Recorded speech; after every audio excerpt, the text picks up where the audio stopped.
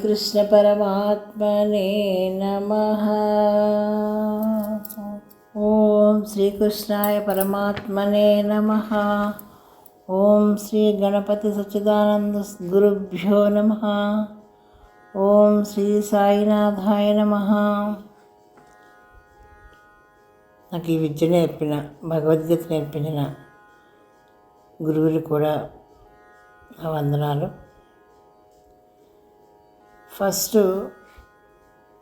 First అధ్యాయం విషాదయోగంగా, అర్జున విషాదయోగం. అందుకని మనం భగవద్గీత పాలన చేసుకున్నప్పుడు ఫస్ట్ విషాద యోగంతో కాకుండా భక్తి యోగంతో మొదలెట్టుకుంటే బాగుంటుంది. అది అందరికీ తెలిసే ఉంటుంది. అందుకని భక్తి యోగంతో మొదలెట్టుకుందాం. ఫస్ట్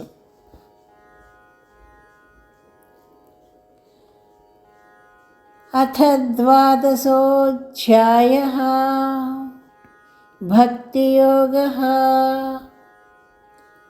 భక్తి యోగం అంటే భక్తుని గురించి ప్రతిపాదింపబడిన అధ్యాయం ఒకటిచే దీనికి భక్తి యోగము అని పేరు వచ్చింది.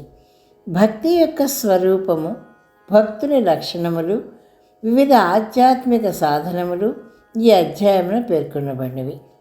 పూర్వము భగవానుడు తెలిపిన అక్షర నిరాకార ఆత్మోపాసనకు సంబంధించిన విషయములు అర్జునుని మనంబున నాటుకుని ఉండెను. ఇప్పుడు తిరిగి సాకారోపాసనకు సంబంధించిన వాక్యములను వినుట వలన సాకార నిరాకారోపాసకులలో ఎవరు శ్రేష్ఠుడు అని అర్జునునికి సందేహం వచ్చింది.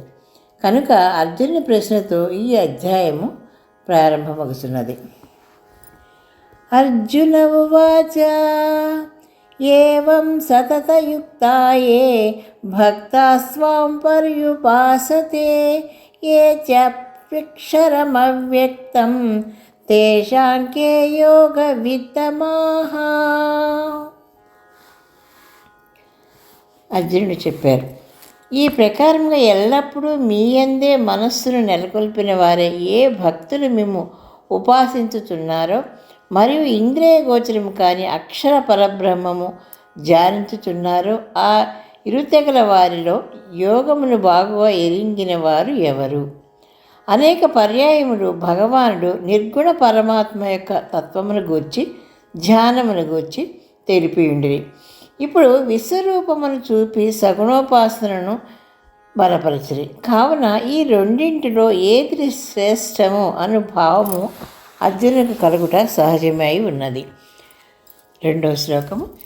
శ్రీ భగవానువాచ మయ్యావేశ్య మనో ఏ మాం నిత్యయుక్తా ఉపాసతే శ్రద్ధయా పరయోపేతాః తే మే యుక్తతమా మతాః.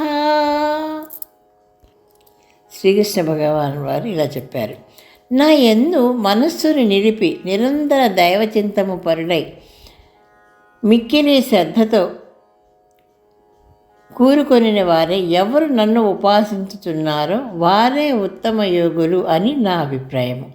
భగవానుడు భక్తికి, శ్రద్ధకు, ఏకాగ్రతకు ప్రాధాన్యం వసంగిరే కానీ ఒక మార్గమునకు కానీ సంప్రదాయమునకు కానీ కాదు. మిక్కిలి శ్రద్ధతో మనస్సును పరమాత్మ యందు నిలుపువారే సర్వశ్రేష్ఠుడగు యోగి అని స్పష్టపరచిరి. 3-4 శ్లోకాలు. కొన్ని మీనింగ్ తక్కువ ఉన్నప్పుడు 2-3 శ్లోకాలు కలిపి చెప్పుకుందాం. 3-4 శ్లోకాలు. ఏతక్షరమనిర్దేశ్యం అవ్యక్తం పర్యుపాసతే సర్వత్ర గమచించ కూటస్థమచలం ధ్రువం సన్నియమేంద్రియగ్రామం సర్వత్ర సమబుద్ధయః తే ప్రాప్నువంతి మామేవ సర్వభూతహితే రతాః. ఎవరు ఇంద్రియములన్నింటినీ బాగుగా నిగ్రహించి ఎల్లడలా సమభావము కలవారై సమస్త ప్రాణులకును హితమనర్చుటయందు ఆసక్తి కలవారై ఇట్టిదని నిర్దేశింప శక్యము కానిదియు ఇంద్రియములకు గోచరము కానిదియు అంతటిలో వ్యాపించి ఉన్నది అగు అక్షర పరబ్రహ్మమును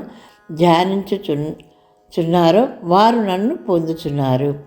పరమాత్మ సాకారముగాను నిరాకారముగాను ఉండుట వలన సగుణ ధ్యానమునకు కానీ నిర్గుణ ధ్యానమునకు కానీ లక్ష్యము ఒకటి అయి ఉన్నది. శ్రద్ధతోనూ నిర్మల భక్తితోనూ ఏ ప్రకారము ధ్యానించరును జనుడు పరమాత్మనే చేరుదురు. 5వ శ్లోకము. క్లేశోధికతరస్తేషాం అవ్యక్తాసక్తచేతసాం అవ్యక్తా హి గతిర్దుఃఖం దేహవద్భిరవాప్యతే. నిర్గుణ పరబ్రహ్మమునందు ఆసక్తి కల మనస్సు కల వారికి ప్రయాస చాలా అధికముగా ఉండును. ఏలానిన నిర్గుణోపాసన మార్గము దేహాభిమానము కలవారి చేత అతి కష్టముగా పొందబడుచున్నది. నిర్గుణోపాసన మార్గము దేహాభిమానము కలవారికి చాలా ప్రయాసగా ఉండునని ఇతడు తెలుపబడినది.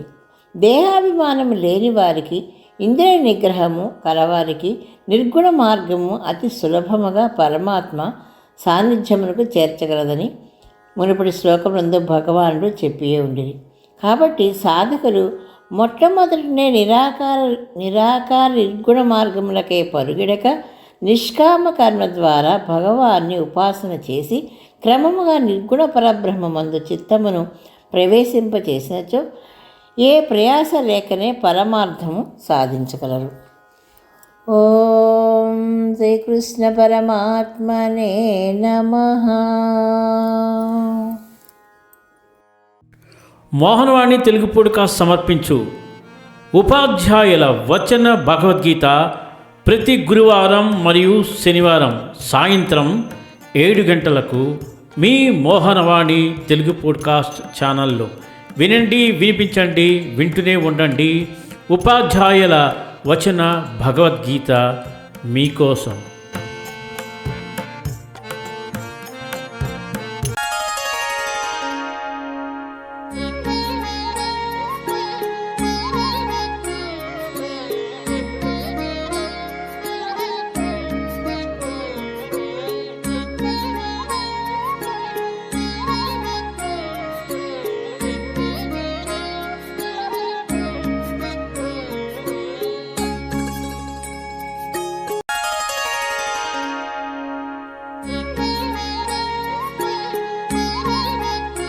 ఇంతవరకు మన ఛానల్కి ఎవరైనా సబ్స్క్రైబ్ చేసుకోకపోతే ఇప్పుడే ఈ క్షణమే సబ్స్క్రైబ్ చేసుకుని ఆ పక్క నుండి బెల్ బటన్ మ్రోగించి మమ్మల్ని ప్రోత్సహిస్తారని మనస్ఫూర్తిగా కోరుకుంటూ సర్వేజన సుఖినో భవంతు, లోకా సమస్త సుఖినో భవంతు. ధన్యవాదాలు. స్వస్తి.